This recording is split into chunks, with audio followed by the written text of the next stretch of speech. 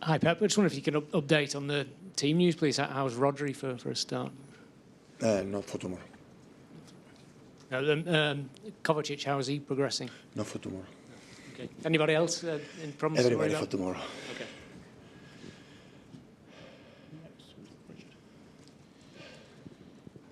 Hi Pep, I mean in terms of Rodri, do you have a time when you expect him back? Or? Not long. Not sure, but not long. We are in the process, in the timing that he will be back, and when he will be back, we'll wait a little bit more to be sure that it's fine. And on a different note, I mean, with Gianluigi Donnarumma, he's got several bookings for dissent this season. He obviously, and you didn't agree with the Newcastle goal, but I mean, do you have to sort of talk to him about talking to referees, or do you just let him get on with it? He has to defend his position. His book is book. Because he's a couple of bookings away from a Premier League. James will play.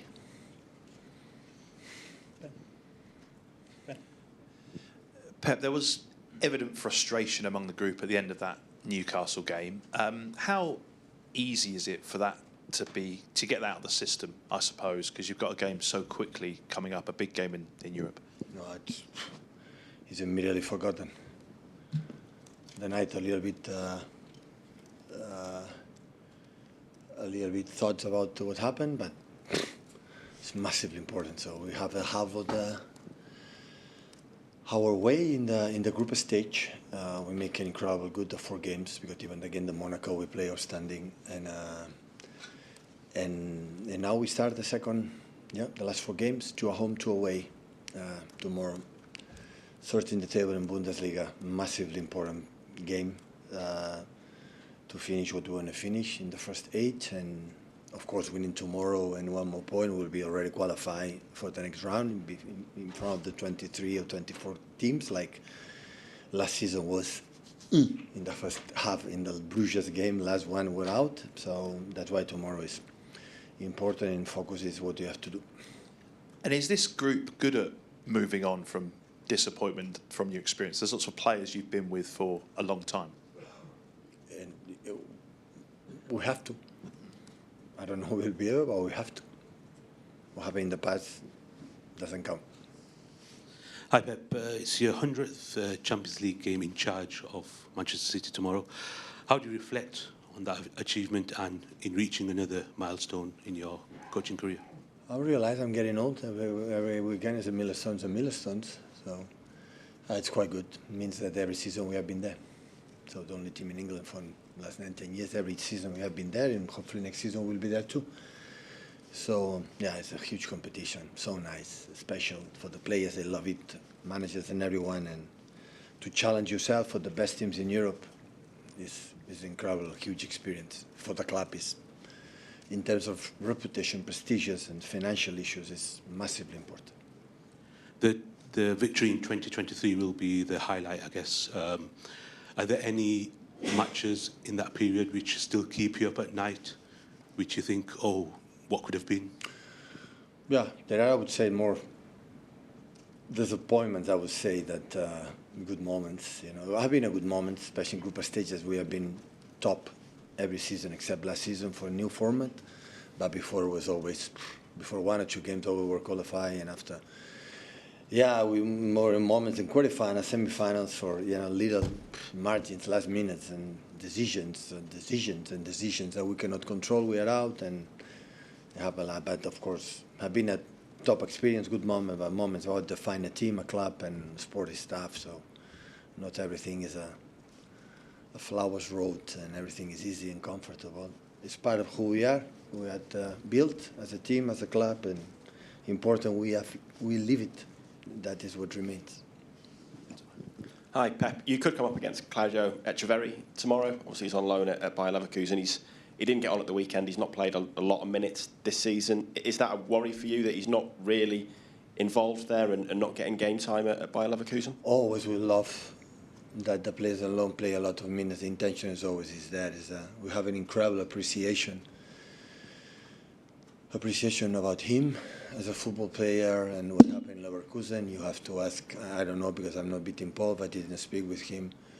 And I'm pretty sure his agent will know everything than everyone if he doesn't play much, would you look to potentially bring him back in January? Because a 19-year-old, I guess the idea is he needs to play games. It's a question for his beautiful agent. Chris. Hi, Pep. At the end of the game on Saturday, you went on the pitch and spoke to Bruno. It's something you do quite regularly, speak to opposition players, and at the end of games that other managers don't seem to do. I was just thinking, what is your thinking behind why you do that a lot? We know for Bruno for many, many years, and every time, even in Etihad after the game in the tunnel or wherever, always we talk, always. I don't know what happened, always our path, always cross, and I have always a good relation with him. But you've done it with other players maybe that you don't know as well. I was just thinking why you do it, go on the pitch and speak to them. I love it. I'm an emotional guy, and I love to talk, and I move my hands and my arms and everything. Just picking up on what Chris just said, would you care if an opposition manager came up to your players and did that in the post-game? Would it be fine by you? No, as much we talk on respect as always I've done. It's not a problem. And just with regard to that incident, an incident with the cameraman... But I would talk incidents of referees or incidents of myself? I'm sorry? We talk about the incidents for the referees or incidents for myself? Well, I was talking specifically about the Bruno Guimaraes. Friday in Premier League we talk whatever you want. Friday before Leeds. So I don't quite understand, because the referee wasn't involved with the Bruno Guimaraes incident, was he? When you talked to him? The referee is involved in 95 minutes, 98 minutes. Was involved. My God, he was involved. On Friday we talk, yeah. Right, so is that what you said to Bruno, was the referee sort of? No. Okay, so just moving on. With regard to that incident and the cameraman incident, when you sort of... I apologise. Yes, I was going to ask you, is too much made of this stuff? Because, as you just said, just after the game, you're a passionate guy, you're a winner. Just is it a sort of who cares sort of thing in a way? These things happen, you just move on. Is that the best way to sort of look at it?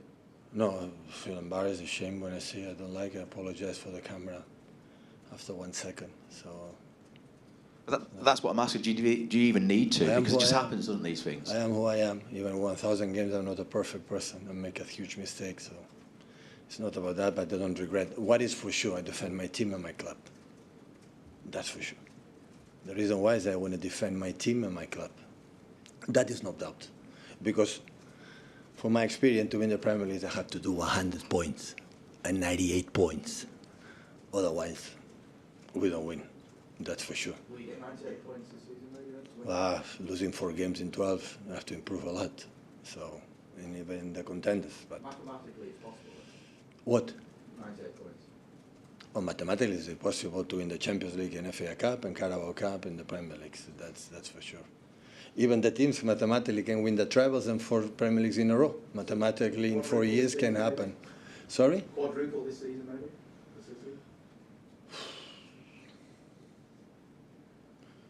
Did you are experienced journalist here together for 10 seasons. Did you hear me talk about the quadruples in November, December? When we won the quadruple? Tell me. No, right? So we'll not be an exception in this case. That's for sure. Any questions from German media in the room?